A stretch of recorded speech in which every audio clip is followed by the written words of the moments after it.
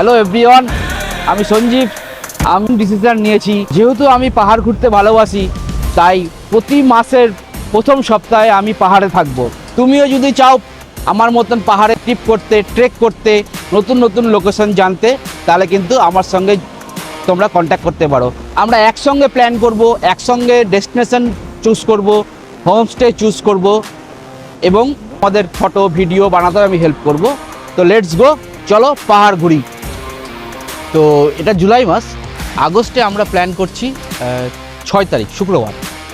আগস্টের শুক্রবারে আমরা বেরোবো, আর রবিবার বিকেলের মধ্যে মালদায় ঢুকে যাব।